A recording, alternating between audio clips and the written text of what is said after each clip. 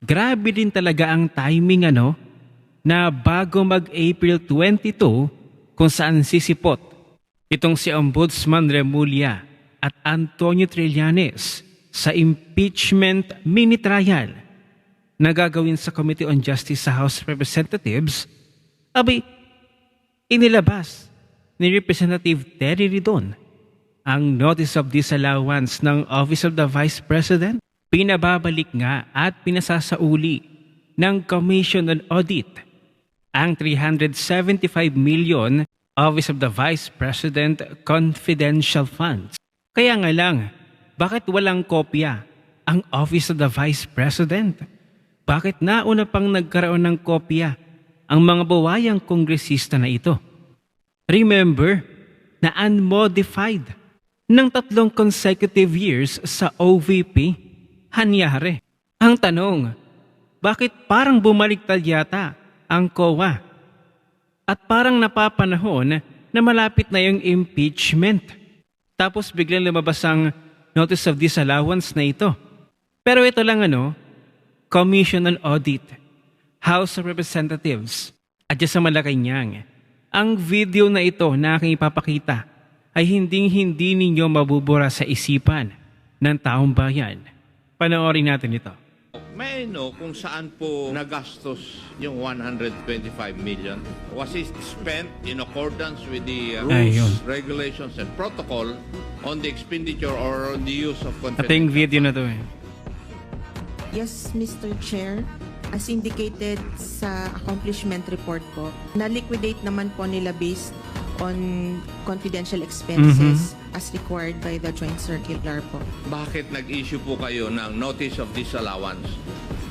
Mr. Chair, as to yung first finding, meron po kasing specific requirement ang joint circular na document na hindi po nila na-submit or nag-submit sila pero hindi po sufficient siya to answer the requirement of the joint circular. Mr. Chair. Ano pa? 125 million, parang ginamit po yan in 132 areas. Hindi po ba sa tingin ng COA medyo ito? Medyo imposible? Tingin nyo lang. Other, parang okay lang. Kami naman po ay siya. gumagamit din po ng intelligence fund. Lahat naman. Galing po ako sa service Mr. Chair, ang identified lang po ay number of areas pero pwede din pong i-consider yung kung ilang tao po yung pinag-spend ng funds, Mr. Chair. But the liquidation report does not say so. In-assume na lang ninyo yun Mr. Chair, meron po silang submitted na mga documentary evidence. Yun. Okay. Nakakuha nyo. Iba yung ngiti nyo. Diba? Sa Commission on Audit na mismo nang galing nung nakaraang hearing ito. Ito yung sinasabi kong video na nagpapatunay na mismong galing na sa Commission on Audit na malinis ang paggamit. Walang naging problema sa confidential funds ng Office of the Vice President. Kaya katakataka na biglang naglabas ngayon ng COA ng ganito. Bakit nabago yung statement nila? Ang video na ito na ating napanood ay hindi mabubura sa isipan ng taong bayan. Ito ang nagpapatunay na malinis ang paggasto sa confidential funds ng Office of the Vice President. Ngayon, tanungin natin ng COA bakit biglang nabaligtad. Ngayon, ang paglabas ni Terry Ridon ng Notice of Disallowance mula sa COA, abay mukhang sasabit na naman sila dito sa Supreme Court. Kasi wala silang naging due process dito. Kasi ang Notice of Disallowance, hindi pa naman ito final. Pwede pa itong i-appeal.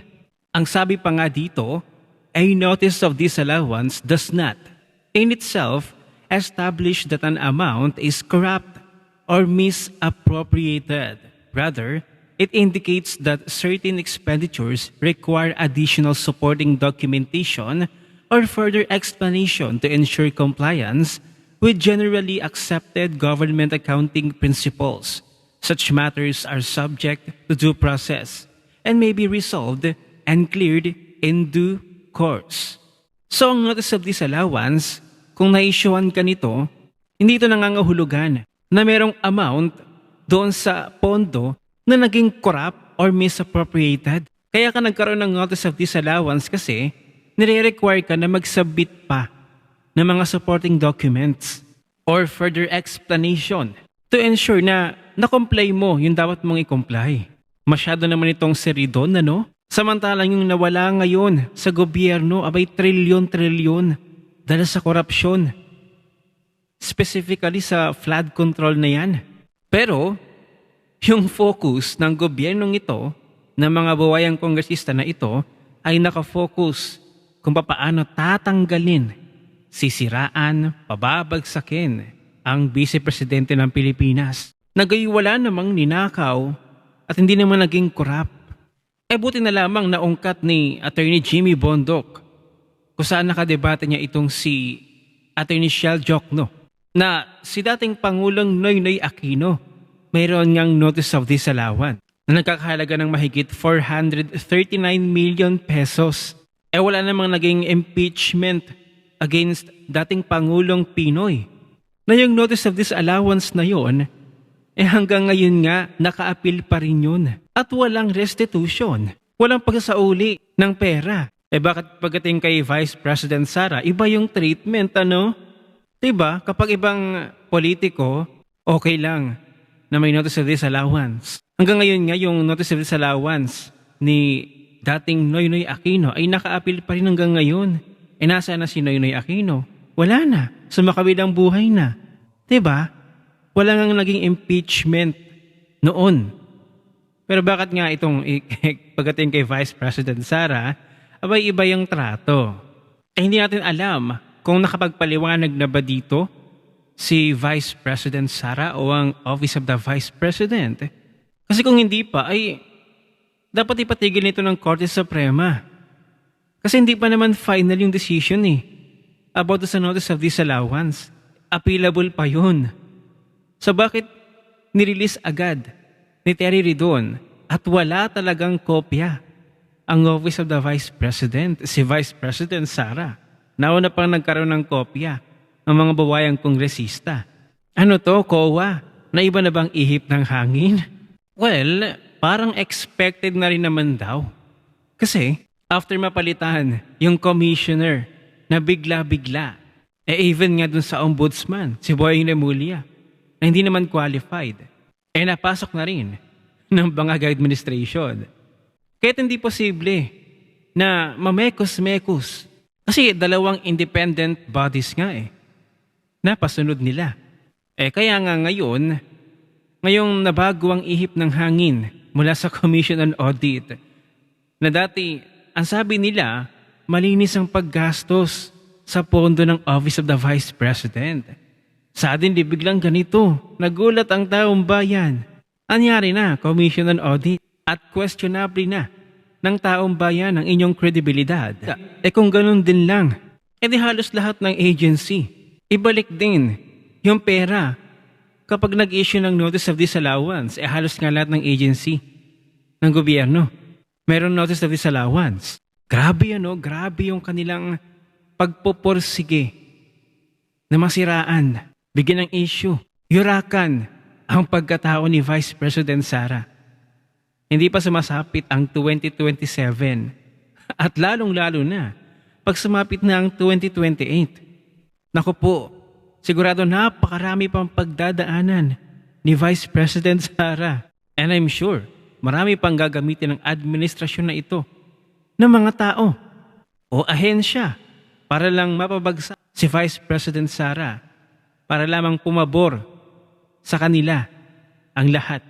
Hindi kasi kinaya, Hindi kinaya ni Madriaga. Hindi nila kinaya yung kanilang star witness si Madriaga.